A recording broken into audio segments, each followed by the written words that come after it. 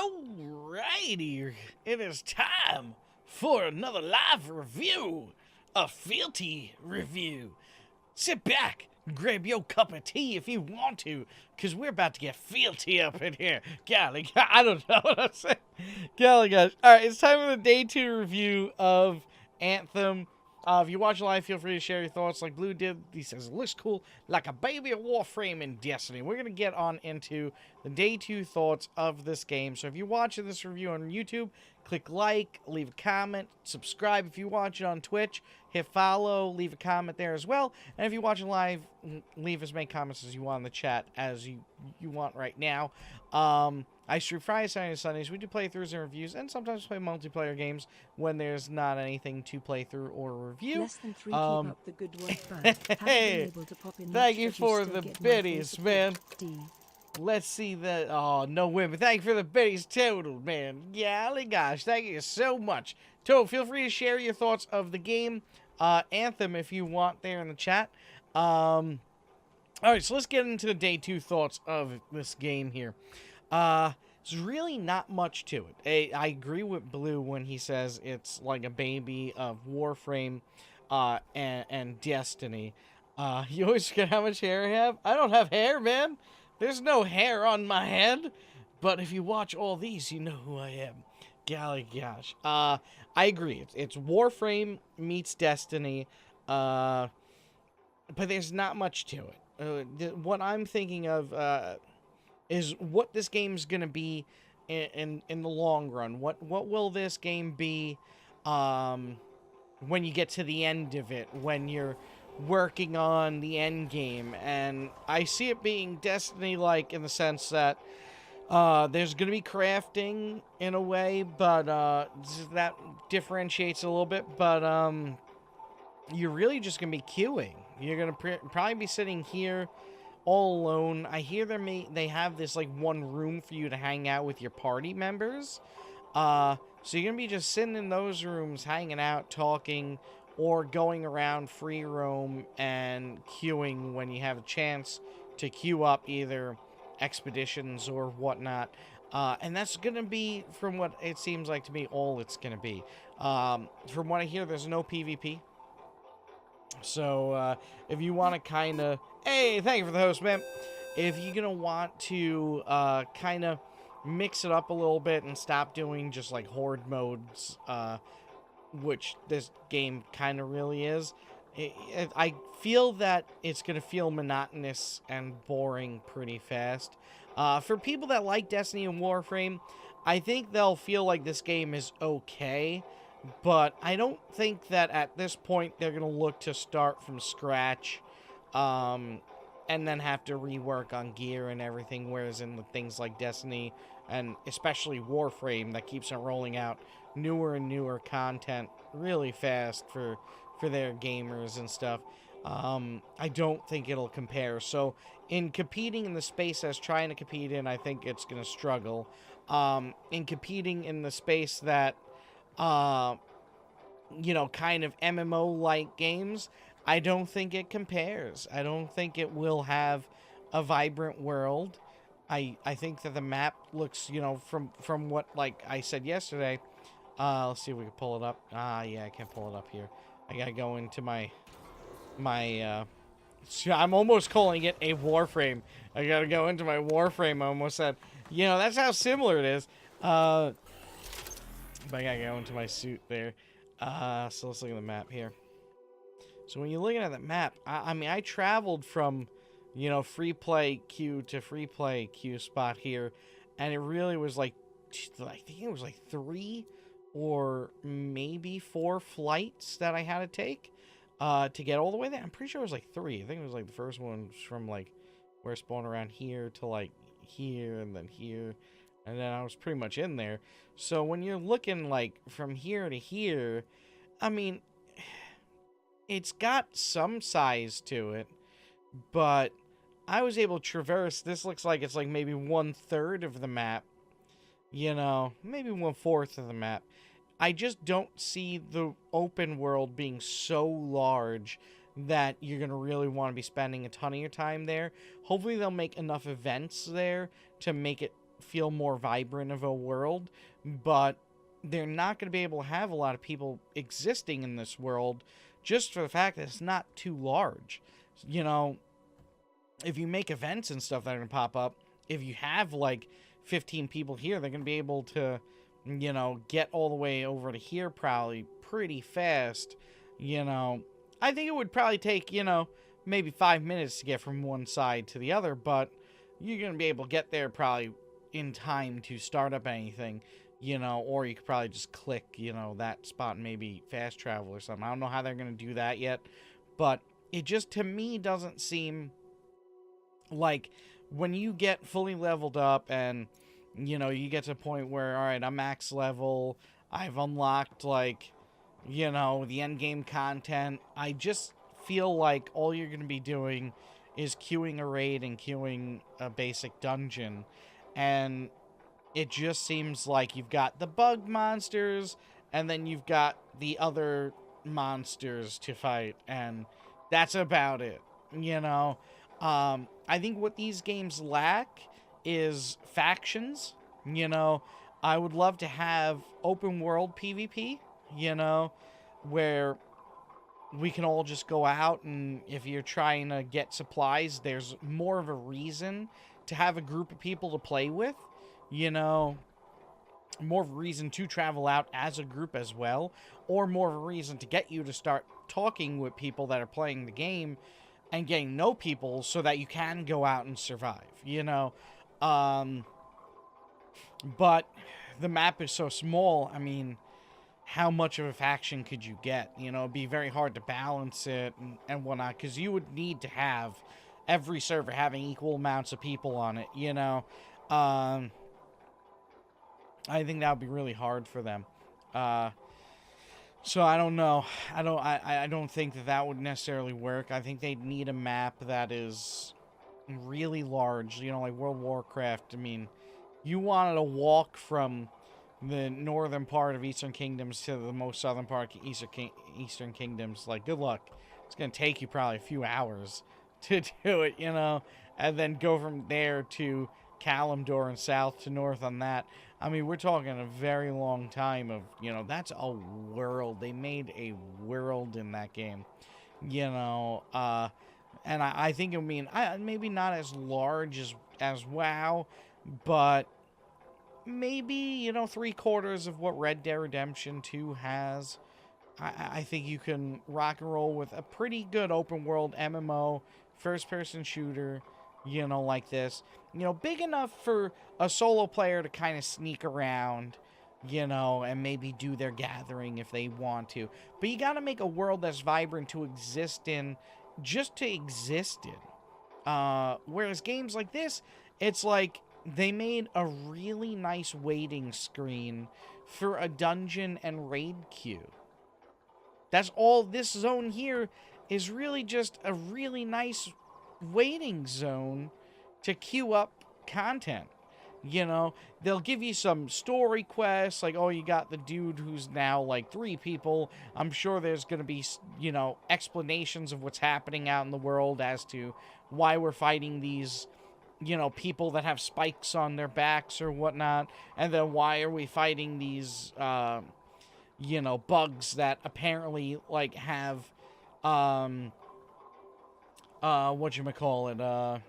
cognitive ability to plan, like that, the one operation we did, the Scar weapon operation, where these, you know, bugs are making, like, poison so that they can attack stuff, you know, so I guess they have, you know, brains and stuff, like, okay. But it's just for me, it's a very vapid and, you know, failing reason to just make a dungeon and raid queue. And then with the knowledge of the economy that's going to be in this game, where, you know, buying items like pieces of gear to kind of look cool are going to feel really, really grindy. You know, at the end of the day, who are you going to show it off to? Like, at least in an MMO, you know, like WoW, you're going to be able to show it off to your community of that server, which is going to be a lot of people, your gear, your mounts that you got from completing a raid and everything. Whereas in this, yeah, maybe you go out into the open world and you'll have people to show it off to. But it's like, to me, it's like, what do I care if I show it to, like, you know, the 5 people I'll run into? Or the 3 people in a queue or whatnot, you know. But what I will say, though, on some upsides for the game, you know, is that the combat of fighting a boss is definitely more fun than any of the combat I had in Destiny. I know that Warframe is a lot different than Destiny in that way, but it's definitely a lot better than I enjoyed Destiny's combat system, where it does have more similarities to, like, raids and MMOs, where you can have to dodge some stuff, and there are certain strategies and everything to fighting a lot of the things there. So I did enjoy that a lot.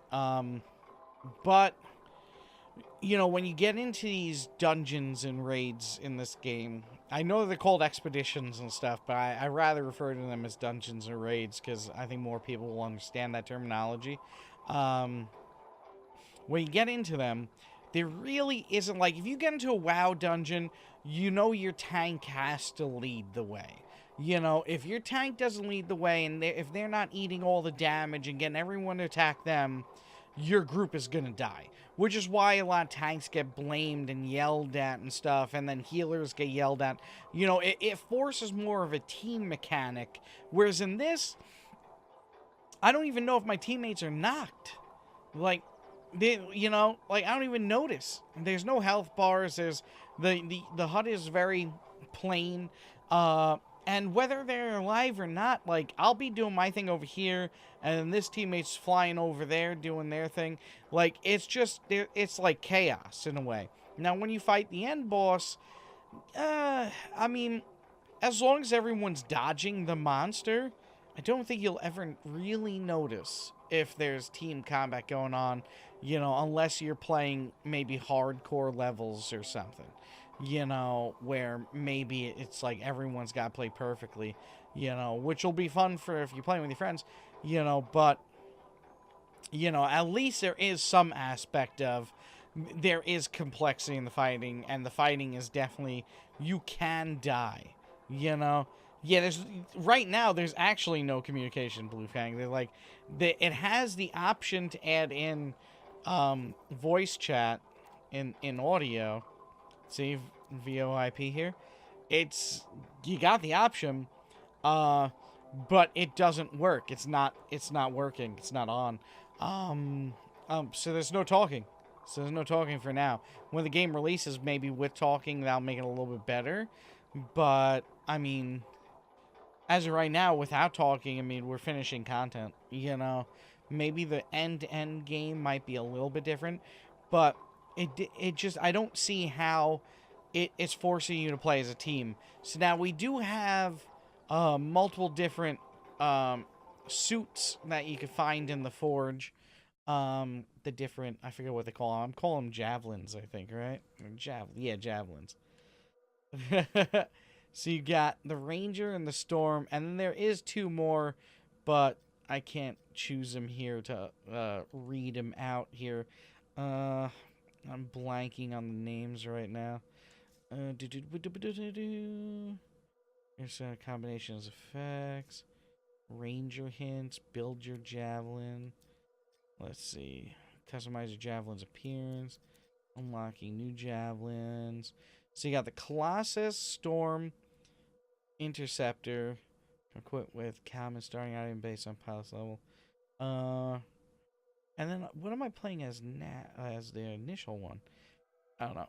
Colossus, Storm, or Interceptor is what it lists here, but there's 4, you know. But what I fail to see is, like, so the Ranger, if you choose the Ranger, of course, I'm not going to switch him here. Last time I did it, it broke. I'm not trying to break it again. You know, I'm not trying to break it again. But, so you got, like, this guy here, is very like magic oriented. Like he can use the elements, the storm, you know, whereas the ranger has like grenades. He's like a military guy and stuff, you know. And then there is one where he looks very tanky. It's a colossus. And then there's one that's more like an assassin type javelin. I just kind of wish that they would take these classes and then add a healing class and, you know, make it into like a real MMO where it will force your team to group up and play together and work together, and have actual roles, you know. So the tank is grabbing the aggro of all the monsters and everything, and force people to work together in that way. Whereas right now it just seems like maybe everything before endgame, you don't really have to work on anything. And like Blue says, when teammate goes down, there's not much notice of that. There's no notice, yeah.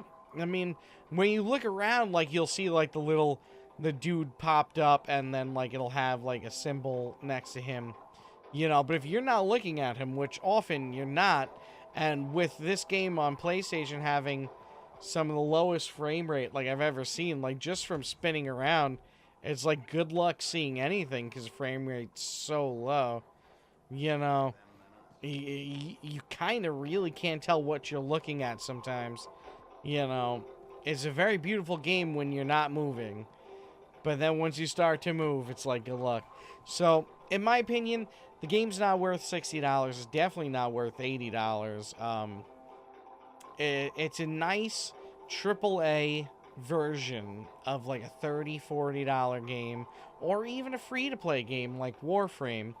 And since it's going to have microtransactions in it, you know, I think I think EA is really shooting themselves in the foot, and BioWare is going to be in a lot of trouble after this game releases. I have a bad feeling that this would be the last straw for BioWare, because I just don't see people in mass enjoying it. I think the people that like, you know, games like Destiny and Warframe might get a kick out of this, might enjoy it a little bit, you know. And mind you, I'm keeping out all the glitches that have been experienced, because I think that a lot of that is fixable. I don't know if it's going to be fixable within the next 2 weeks, a lot of it, but I think it's fixable. So I'm not really saying because of that. I'm just saying that what it seems to be, as per the content that is in the game and what your daily life is going to be playing it, I just don't see the Destiny and Warframe fans necessarily making this their daily game, you know, to fulfill that style of content for themselves. So I think BioWare's going to be in a lot of trouble since, you know, Mass Effect Andromeda did so bad. And I didn't hate that game, to be honest with you. I don't hate this game. I just wish there was more. I just don't think that it's not enough for me. I wasn't a big fan of Destiny. I didn't really enjoy Warframe too much. I liked Warframe more than I liked Destiny, though. Like, Warframe's something I could play. There's just so much to that game. But Destiny, I was like, why am I fighting these monsters? They all kind of seem the same. You know, the nuance of, you know, what type of gun you're using being better to kill the robot over this other thing, to me never felt like it was enough of a necessity, you know, for me to ever care about it. You know, just take a little bit longer of not dying and shooting, and everything will die, you know. So it just wasn't any small attention to detail. And with this one, same. It seems like these games just are categorically flawed, and it's so unfortunate. It really is so unfortunate. Let me get caught up. Got a bad feeling about this, right? Activision is gone from Destiny, so improvements. Well, we'll see, man. We'll see if, you know, Activision being gone from Destiny, what that's going to mean. Don't know if Bungie's going to be able to really do too much. You know, who knows? But I'm just glad. I'm more so glad that Bungie is away from Activision. Not even necessarily for Destiny becoming, you know, Bungie's, you know, cell phone title.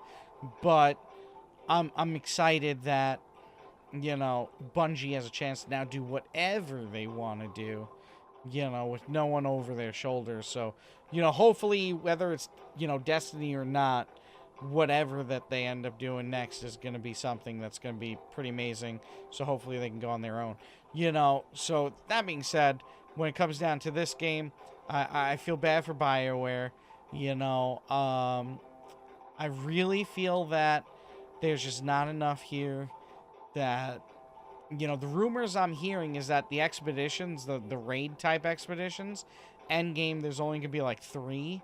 And then regular dungeons, supposedly there's only going to be like 5. You know, kind of things to replay over and over again. And then without even PvP, you know, you're going to be going out and crafting what? For what? Weapons and stuff? So you got 10 different types of pieces of gear you can craft. Then you can be able to probably craft your suit items, maybe. And then you throw in microtransactions where people are just going to buy the coolest looking things. You know, what's the reason to play over and over again? You know, let me know in the chat. If you're watching this on YouTube, Twitch, or even live, you know, can you think of one good reason to be playing it over and over again when there's other options out there that are free? You know, Warframe, or even just other games to be playing that, you know, might feel more rewarding for PvP, but there is none. Okay, but wait, Activision saved all the good-looking armor as microtransactions. Oh, absolutely. Yeah, I was like, but there is no PvP. And who knows how long it's going to take for PvP to be added to the game, you know? So hopefully BioWare is going to hit the ground running once the game releases and then be like, in 2 months, we've got PvP coming. In 3 months, we've got another raid coming. You know, like, hopefully they're going to get ready to just be unfolding content piece after content piece. I'm still reserving my opinions on the story for when that releases. You know, if it's got an amazing story, that can make up for a lot of things. You know, but it's got to be a really good story, you know.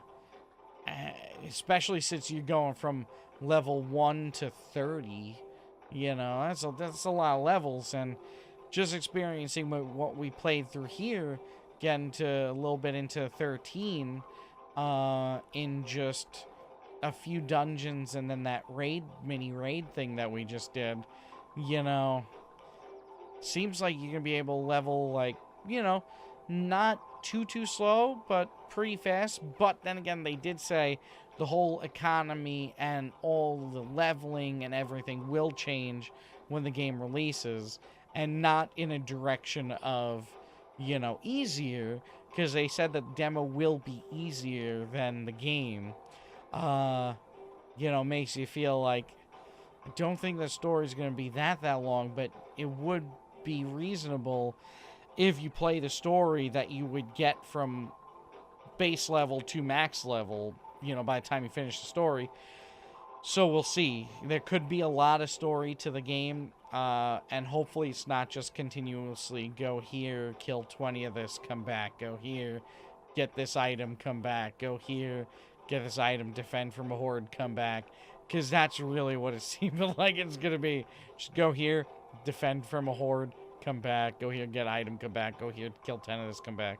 You know, yeah, I mean, that's what you get sick of in World of Warcraft and other MMOs. Kill boars today, you know. So, I don't know. Hopefully there'll be some more.